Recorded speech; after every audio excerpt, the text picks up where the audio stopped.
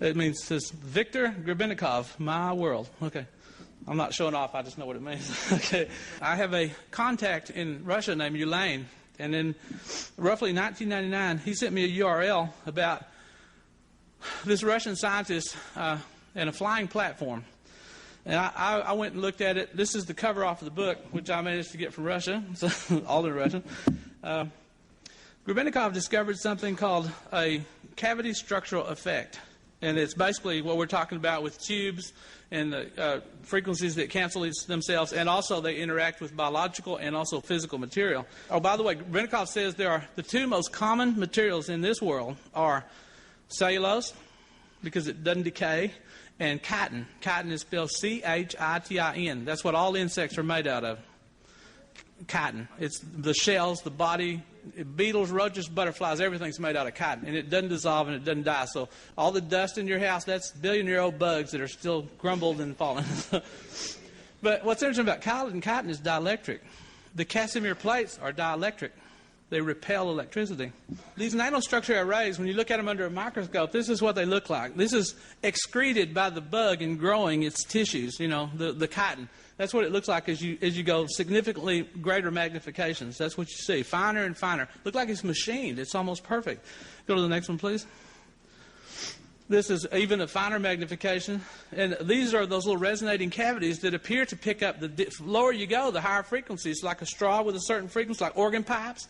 As the organ pipes change in length, the frequency goes up. So the deeper you go into mass with these resonating structures, eventually you're going to hit Cater's frequency, below infrared terahertz, and you would be able to cancel gravity. So that's what all this is leading to, part of it. The original experiment, he's looking at a microscope, this one particular bug. He won't tell us if it's a beetle, a beetle or a butterfly or some kind of a wasp. He won't tell the genus of the insect. But he claims he was looking at one little piece of it, a concave, concave, it looks like a satellite dish. And he's looking at that under a microscope. It's a chitin plate, chitin, C-H-I-T-I-N. He's looking at it under a microscope, looking at this extremely precise nanostructure array. Well, this is an electron microscope. But in this one, he's looking at these star shapes, all on these concave plates. And he happened to take a pair of tweezers, and he had another one like this, and he dragged it across, and it jumped out of the tweezers and floated up in the air and fell off to the side. So he thought, I've been working too long. So he takes it out from under the microscope. He does it again, and it floats up out of the air and floats back down. So he goes out and kills a bunch of these bugs and rips off their wings. And he glues them all to this board, like a grid, 10 by 10, something like that. And he sets it where all the cups are facing up, and he drops an ink pen on it, and the ink pen floats in the air.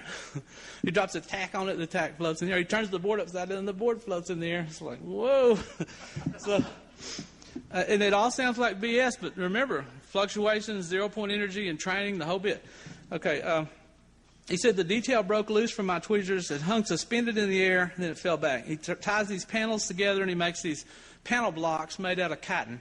Okay, so they're basically little repelling blocks. Okay, array levitation of pin, tack, and other objects. He says, I'm not naming the class to which this insect belongs. It seems on the verge of extinction. He's a big tree hugger. I have no problem with tree huggers, but you got to protect as much as you can. And he doesn't want to give the name of this because he thinks if this gets out to the world, they'll come in and take every bug they can. I wrote him a letter, and I said, look, we don't care about the name of the bug. Just send us a couple of samples. If we can duplicate the effect, prove it's not electrostatic, it's not electromagnetic, we can make artificial, analyze it with an a scanning microscope, get the specific dimension. Is it hexagonal, tetragon, what? And make it into an array. What is the structure, the size? Is it on angstroms, micrometers, what? And just run off sheets of this stuff. So if you made a pair of coveralls with this stuff, you'd float in the air like a big balloon. It gets better. So, this is Grebennikov holding what all this led to. It looks like he's an artist, so he goes out in the country and he takes his paints and stuff. This is like an artist set, and it folds up, so normally it unfolds and it's got all the palettes and all. Next one, please. So he basically has hand grips. He's got a left hand grip and a right hand grip, clutch cables, like a motorcycle. And notice he got little wing nuts to attach them all. Next one, please. This fits on top of this, and that fits onto the board when it's unpopped, when the hinges are open, and it's all wing nutted together. Notice, no batteries, no light, no nothing. It's just natural.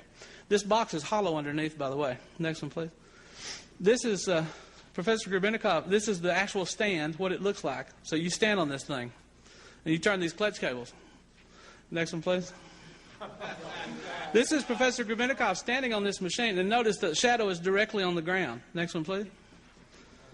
And this is when he's floating off in the air from these wing structures off these bugs. Totally natural effect. No electricity, no nothing. This is the underside of the platform from the book.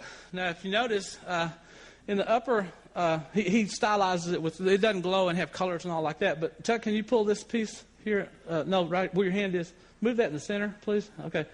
You notice all those little veins? Okay. And he said I'm right about this. So, in each corner of the box, he went out and he got popsicle sticks, flat popsicle sticks, and he glues 10 of these little cups on top of the popsicle stick. And he's got all these sticks lined up with a common rod, so when he opens it, he's got a Japanese fan. That's what those fans are. In the back, there's, next one, please. There's the cups, there's the popsicle stick, there's the rod holding all the sticks together to form the fan. There's the 4 fans in the corner of this hollow box. One clutch cable controls the 2 in the front. The clutch cable on the other side controls the 2 in the back. When he opens the clutch cable simultaneously, he gets equal lift and he floats up off the ground. If he wants to go, he goes up to 1,000 feet. With the amount of cups he's got and the repulsion ability they have, he can only go to 1,000 feet. He says his fastest he's ever gone, 920 miles an hour. And it's not a translation error.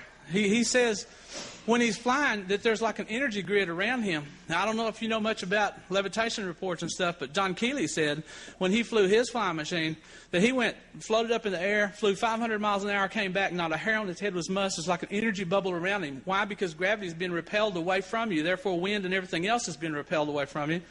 So it's quite possible he could do this. And you say, well, all he can do is go up. How does he go forward? Well, he half turns one of the clutch cables, so the 2 fans in the front are half closed, and that causes him to tilt forward, and he flies forward. That's how he goes. And when he flies it like a surfboard.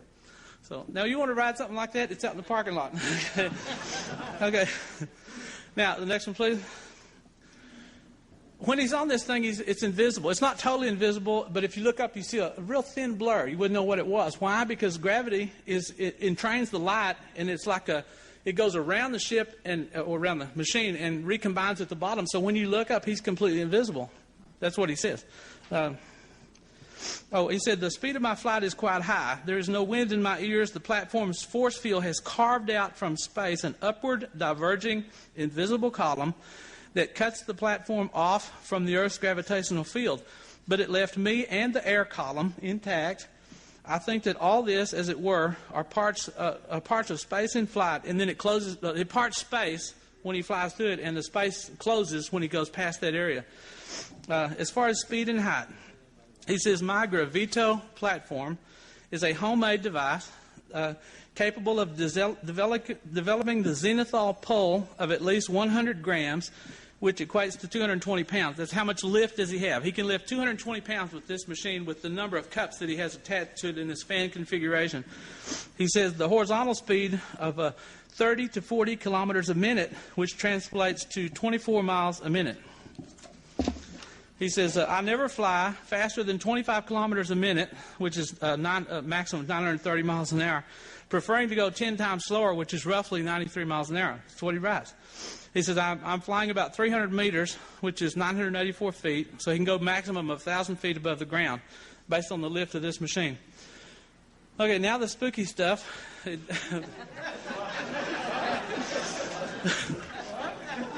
The really spooky stuff, this is nothing. This is nothing. Okay, think about it. In relativity, they say that the more gravity that flows into a mass, the slower the time. Okay, when this guy leaves, he gets on his machine. He looks at his watch, it says 8 o'clock. He looks at the kitchen clock, it says 8 o'clock. He goes around flying, he looks at his watch, it says 9 o'clock. He lands, he goes into the kitchen, it says 10 o'clock. His watch says 9 o'clock, kitchen says 10 o'clock. When you go out into space, you don't age at light speed. And why? Because there's no gravity in space. You don't age. So, and he said when he's in a reduced gravity environment, which is what this machine, he's inside this bubble, so he's moving at a much slower time because he has much less gravity. So every planet with its weight has a different time scale based on the gravity determined. Keeley used to say, time is gravity. So always.